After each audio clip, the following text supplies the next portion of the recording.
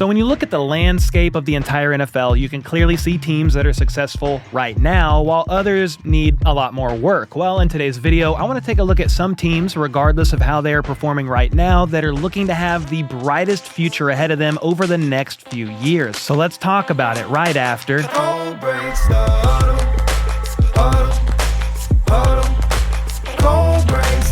Alright, so let's get the obvious out of the way here. Definite contenders right now, like the Chiefs, Bills, Ravens, Lions, Eagles, even a few teams I'm not mentioning right here off the top.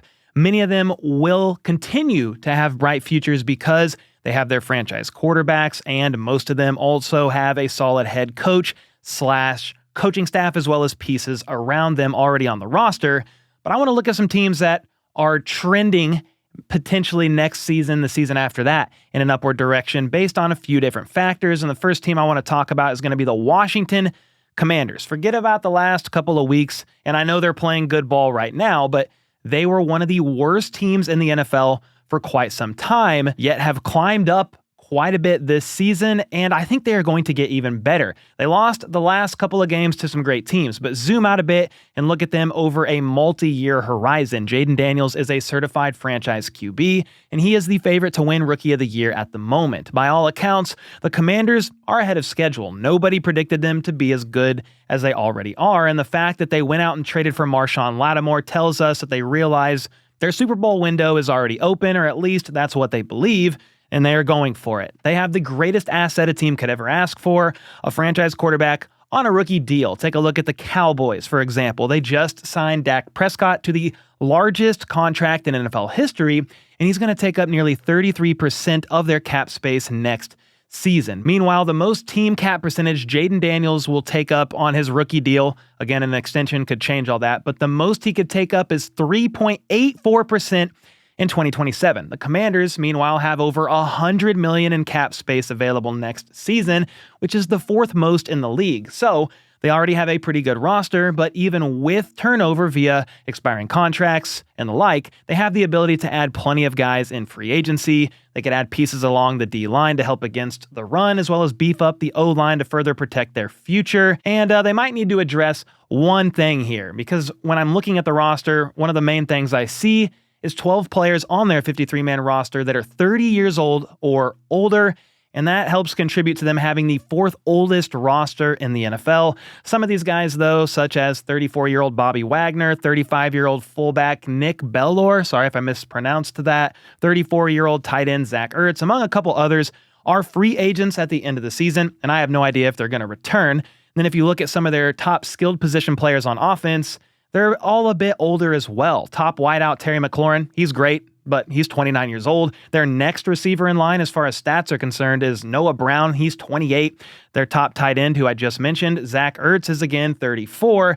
Then running back Austin Eckler is almost 30 years old himself. So as long as they continue adding quality youth via players ready for a second contract in free agency with all the money they have, as well as hitting on draft picks, which, to be fair, they have attempted to do so far on offense with Jayden Daniels, tight end Ben Sinnott, and wide receiver Luke McCaffrey this past draft. This is only going to help complement these talented veterans at the skilled positions. Next, let's talk about this team that might be a little bit more of a surprise. Just hear me out for a second. I'm not saying they're going to for sure be successful next year, even the year after that, but among the current quote-unquote bad teams in the NFL right now, I can't find a team with a better opportunity to turn things around than the New England Patriots. That may sound hard to believe considering how putrid they've been since Tom Brady left, but allow me to present the case. Drake May has shown flashes this year despite a serious lack of talent surrounding him on offense. He's the first rookie quarterback to have 7 or more passing touchdowns and 200 or more rushing yards in his first 5 starts.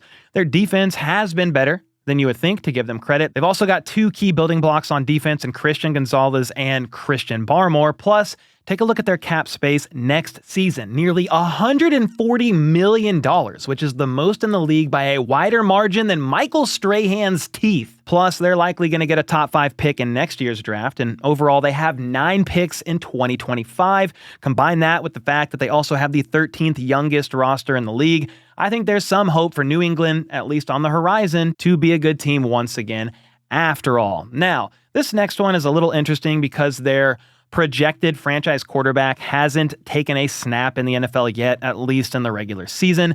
So there's a bit of a projection going on here, but there's several reasons why I think the future is bright with the Minnesota Vikings. Sam Darnold's set to become a free agent after this season, and head coach Kevin O'Connell made it very clear after J.J. McCarthy tore his meniscus this offseason that he proved during training camp and his one preseason game that he is indeed the team's quarterback moving forward. And while it's hard to feel 100% confident in a guy that hasn't started a regular season game yet, the Vikings have one of, if not the best, infrastructures for a quarterback to thrive in. That's been evidenced by Sam Darnold having a career season and leading them to an 8-2 record. You have two of the best tackles in the game in Christian Darrisaw and Brian O'Neill.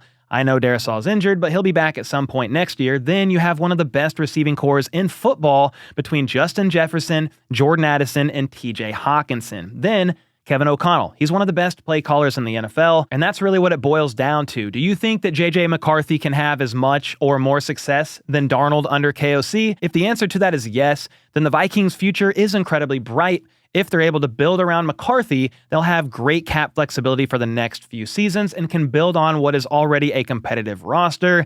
And I mean, when you're paying Justin Jefferson quarterback money as it is, I mean, you kind of need a quarterback on a rookie deal. Let's just be honest. Their biggest holes, though, are the interior of both lines and cornerback, and they have the 6th most cap space in the league next offseason, so they can realistically plug some of those holes via free agency. Hitting on free agents will be crucial for them because they only have their first and 2 fifth-round picks next year after trading to move up for JJ and Dallas Turner in this past draft. I'm assuming they'll trade down and maybe out of the first round entirely, potentially to recoup some more draft picks, but that is really the one knock on this team moving forward, and that is the current lack of draft capital. Well, that and maybe the fact that they have the 5th oldest roster in the league, but several of those older vets may not even be on the roster next year, and only 3 of them play consistent snaps currently, with one of them being their 357-year-old long snapper. Now, these next 2 pain me to admit, but I have to talk about them. One follows the young franchise QB model, and the other does not,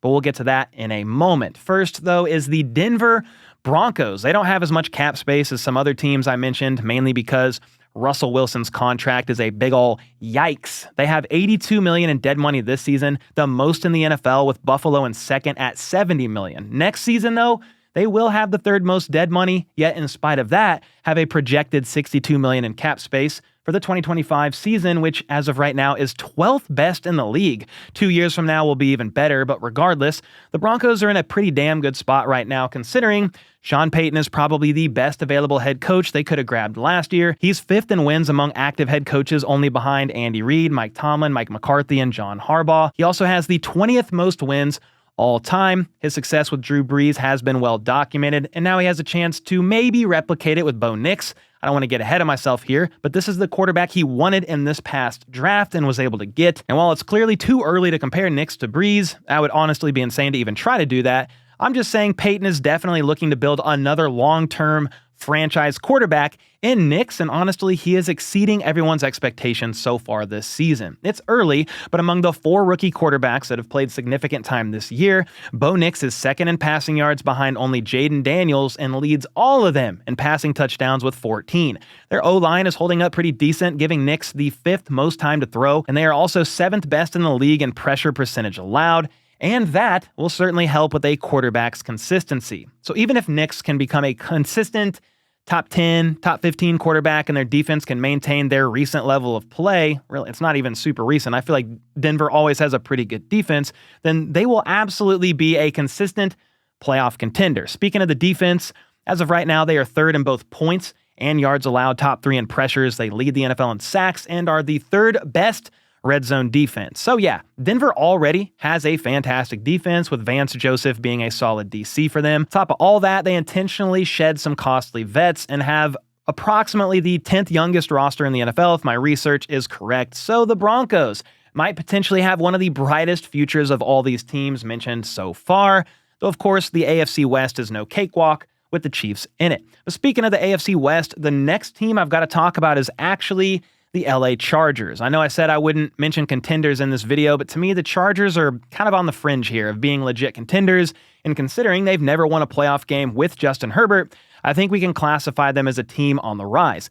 Obviously, the Chargers are different from these other teams because they have a quarterback in which they are paying top dollar to. Justin Herbert is currently making $52.5 million per year on average and is the 7th highest paid quarterback in the league. However, it's no secret that they've greatly underachieved over Justin Herbert's career. In his first 4 seasons, they made the playoffs just once, and it was back in 2022 when they were on the wrong side of the 3rd largest playoff comeback in NFL history, blowing a 27-point lead and losing to the Jags. It was wild. As a Chiefs fan, I definitely enjoyed it. But what's different about this year and why we should be optimistic moving forward for the Chargers is because they have Jim Harbaugh. I've always said I had a healthy respect for the Chargers, but time and time again, thought the reason they were held back was because of Brandon Staley and him really just not being that guy. Well, the coaching change to Harbaugh is not only one of the best they could have made given who was available, but they already look drastically different in just his first year as their head coach. Look at Justin Herbert's first 4 seasons. He was averaging 39 pass attempts a game and had the 2nd most attempts over that span, only behind Patrick Mahomes. A part of that was their offensive philosophy, but an even bigger contributor was the fact that their defense was just not great. They had to air it out, and Justin Herbert just had to try to keep up with opposing teams. Before this season, Justin Herbert has never had a defense that's ranked in the top 20 in points allowed. They were 23rd in 2020, 29th in 2021, 21st in 2022, and 24th last year. But this year, they are first. They went from giving up 23.4 points per game last year to just 14.5 this season. That is insane. With that, they've been able to lean way more on their run game. J.K. Dobbins, let's go. And ask much less of Justin Herbert, which has been huge for the team's success. Herbert's pass attempts per game are down to just 27.7 this year, almost 12 less than what he's averaged the past few seasons. The departure of Keenan Allen and Mike Williams had many worried, but it's kind of a sign of them going younger, saving some money with the team being around the middle of the pack in regards to average roster age. And believe it or not, with Justin Herbert even getting paid as much as he is, according to Spot Track, they are still going to have the 7th most cap space in the NFL next year. So that's why these guys are going to continue being dangerous. I mean, Justin Herbert has been criticized and perhaps fairly at times for not winning when it really matters, but a lot of that boils down to coaching. I think we all know that. Again, Brandon Staley wasn't a great head coach. Herbert was forced into being a volume passer because he had to be, but now he has the luxury of having an elite defense and he doesn't have to carry the entire team on his shoulders like in years past. But with all that being said, those are some of the teams I think have the brightest future or some of the brightest futures ahead of them. It's not an exhaustive list, but some of the top ones that kind of popped out to me as I was doing research. Let me know where you agree and disagree, and if there's any team you think I missed, let me know. And with that, I'll see y'all next time.